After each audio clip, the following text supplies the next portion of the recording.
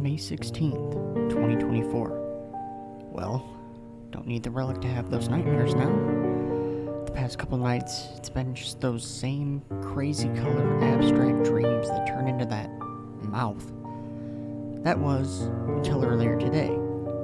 After getting myself some groceries and paying Maury a visit, still no trinket that could maybe possibly help so far, I decided to come home and take a quick nap. Surprisingly, it didn't take very long for me to conk out. Next thing I know, I'm sprawled in the middle of what I can only describe as the void. Nothing but black as far as the eye can see in every direction. I sat up, looking around. Hello? I shouted, my voice seeming to echo for an eternity. Hello, Anthony. A low, almost soothing voice said before a bright spotlight shone down from what I could only assume was the center of this void. In the center of the spotlight stood who I could only assume to be Abamon. He too was tall, but definitely not as tall as Maury, maybe around 6 foot. He wore a black trench coat that had wilted flowers all over it, like an opposite to my friend. His graying black hair was long, down to his stomach almost. Who are... Abamon? I asked. He raised his arms. The very same.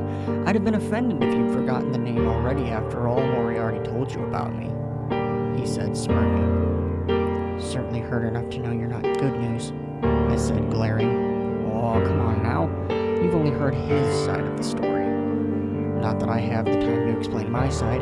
You're having a little nap and can whip yourself awake at any moment. For now, I want to make you an offer. I came off as aggressive when we first met in your dreams, but that was before, again, Moore ran his skeletal trap. He said, I just sat and listened. Now, there's things you know, and if you actually try knowing me, you'll come to know about not just me, but him too. Nobody, mortal or immortal, is perfect, he continued. At first, I almost started to sway. But I didn't know Abamon like I knew Maury, sure. I've only known him for a few days, but even then, he just glimmers with that kindness and compassion. Seeing him like he was a couple days ago was saddening. Not like him. I'll listen to your offer, Abs, I said, fully intending to do that and only that. There was no way I was taking this asswipe up on his offer. Excellent, he cheered. You see, you just happened to be at the wrong place at the wrong time, and you're a nice guy. It was inevitable you and Moriarty would become fast friends, sure, happy little accident. But you're in a little too deep now, he said, leaning in close. So I'm offering you to come onto my side, listen to my story. Here's some things about Billy Bronson he would never tell you. And on top of that gorgeous Sunday, you and I could wipe out this stinking planet together with all of the power I can provide, this dimension. What do you say, He reached out a hand to shake. Oh God, what a cartoon villain, I thought to myself, then decided to say it aloud. You realize how absolutely cliche that sounds, right? You're immortal, you haven't seen any modern media that might give you a better plan? Oh, geek brain, I love you sometimes. Quiet, he said sternly, suddenly punching me in the stomach, knocking the wind out of me. If you knew exactly what you were dealing with, the scope of it all, you wouldn't be such a fucking smartass. I'm giving you 1 week. Pick a side. When you don't choose me, oh, you had better pray to whatever god you believe in. That good old Maury has a bauble that'll save all of your miserable lives. Wake up. And I did. Coldest sweat of my life, despite waking up at 5 p.m. And here I now sit. All I really have to say is, let's hold out hope that Maury finds something in time. Because Abamon, Firth, he fucking scares me. May 17th, 2024. Thankfully, this was my last day off, so I knew now was the time to rush to the Compendium to tell Maury of Abby's little visit during my nap yesterday.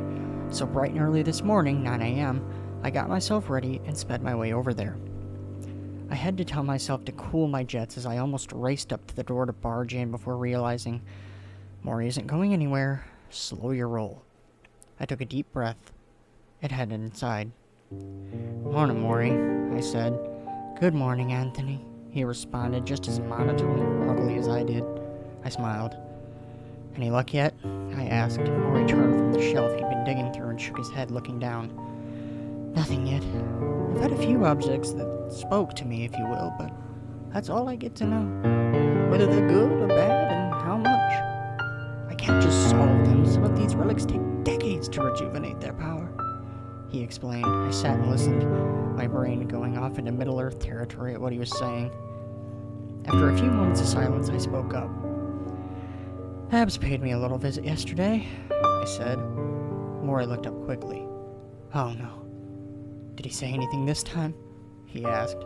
Yeah, he did, I said before recounting the dream, everything Abelmon had said and done therein. When I finished, Maury looked furious. The audacity! He roared, slamming a bony hand against the side of the shelf. I jumped a little and became more uncomfortable as I saw Maury glaring at me. You don't plan to take that offer, do you? He asked, his voice low and still angry. No, Maury, I don't. All I told him was that I would listen, and I did. Nothing more, I said, trying my best not to stammer my words. Maury seemed to relax a little. Okay. I'm sorry for snapping, but he was right about one thing. You have no idea what you've gotten caught up in, he said. But now, we have less than a week to try and at least start to fix all of this. I may have to meet with him again as much as I really don't want to, he groaned. Right, I responded, unsure of what to say or do. Listen to me, Anthony. We will figure this out. And I feel that I can stall him for a little longer at least. Just have to search hard. Maybe look into for a little bit more, but how to do that? Sure, I knew the man alive, but I've hardly known his movements post-void, he said, furrowing his brow. I thought for a moment.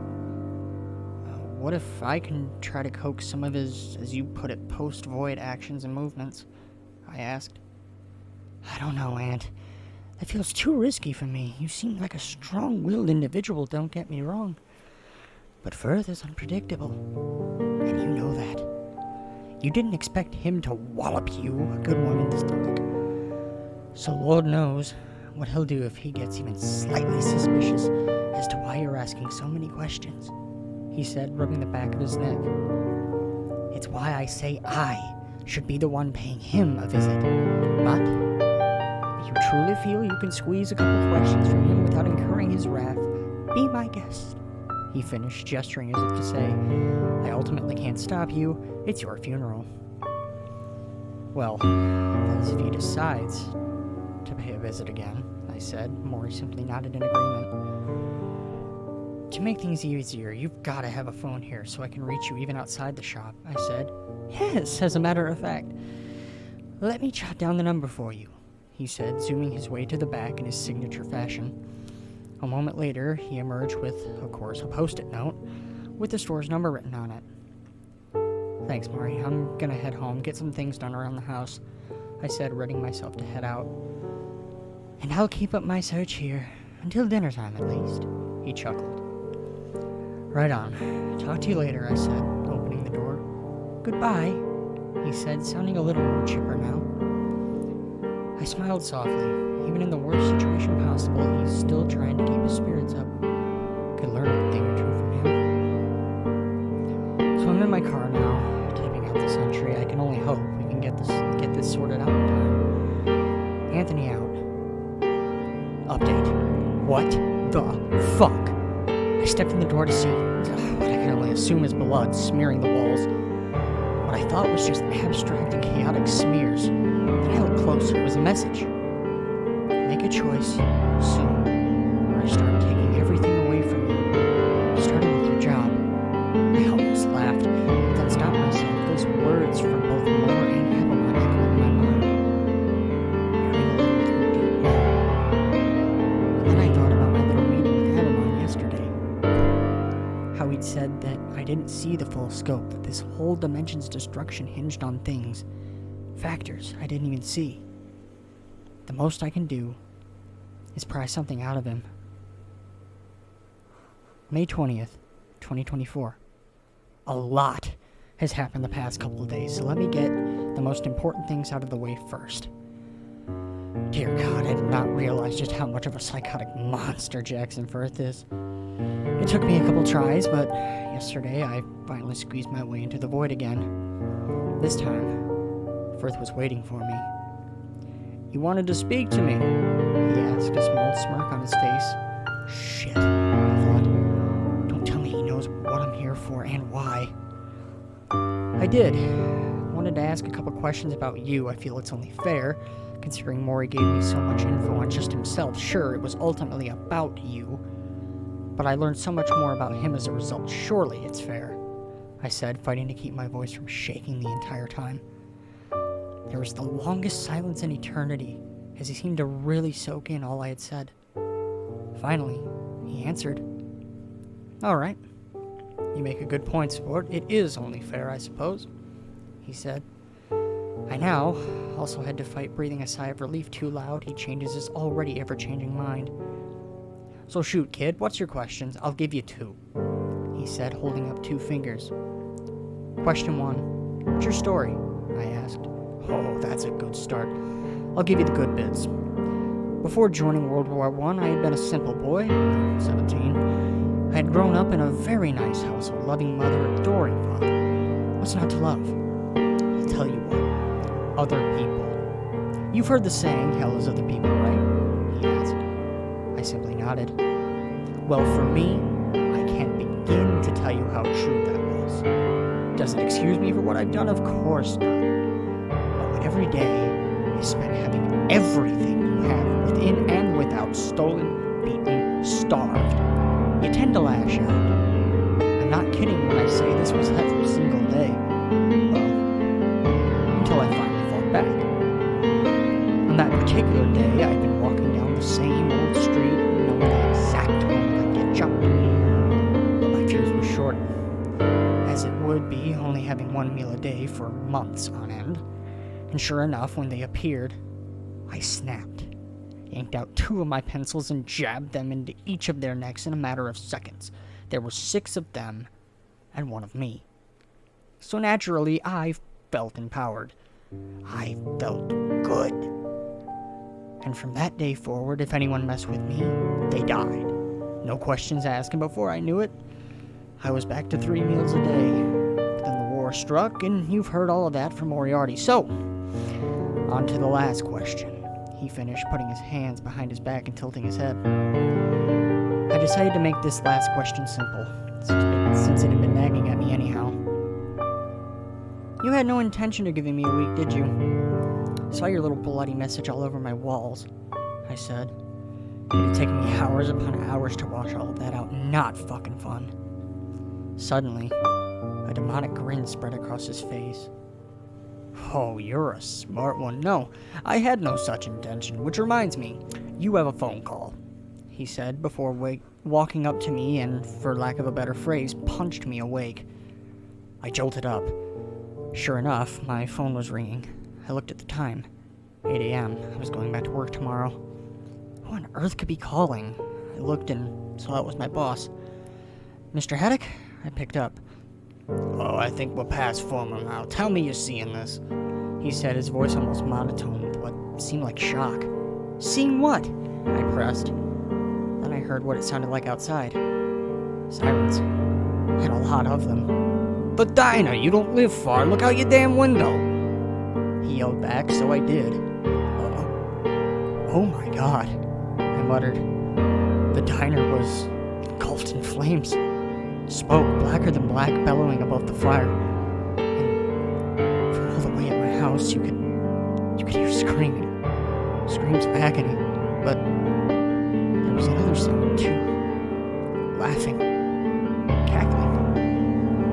I decided I needed to get closer. I knew Firth did this. He threatened to start here, but it felt like it wasn't all he did. So I hopped in my car and decided to get closer. Not like in the diner parking lot, more like across the street. I arrived, parking, and like so many times in this tale to begin with, couldn't believe what I was seeing. darting, bouncing, destroying everything in sight this way and that was everyone inside. But they weren't human anymore. Attacking anyone and anything they could with superhuman strength and speed. When they would come across someone trying to get away from not just the blaze, but them as well, they would pounce on them and seem to breathe fire directly into their face until it was burnt to a crisp. From there, they'd take a few bites before, I guess, sucking out their soul. It looked like some Dementor shit, so I can only assume that's what was happening. Then, they'd get up and continue their rampage. What the hell? I whispered, before pulling out my phone and calling Mr. Haddock. Anthony, he answered. Yeah, I definitely see what you mean now. It's absolute fucking anarchy out here, I said. You went there? He screamed in horrified bewilderment. Yes, but I'm across the street, not much safer, but I had to get a closer look, I said. I knew before long Mr. Haddock was going to be roped into all this. I didn't know if I wanted that. On one hand, it's more help. On the other, be playing with things he doesn't understand, just like I am. That ain't much better, kid, he said. Get your ass back home. Okay, mister, I began. Please, just call me Joe, he said. Joe Haddock. Nice name. I'd only ever known him as Mr. Haddock. Okay, Joe, I'm on my way back now, I said before hanging up and speeding back home. And now here I sit. It's almost midnight of the 21st. I have so much to think about. Surprised Maury hasn't called yet about this. Maybe he could provide some advice.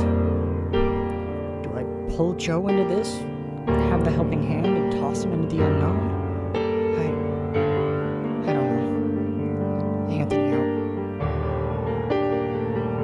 May 21st, 2024.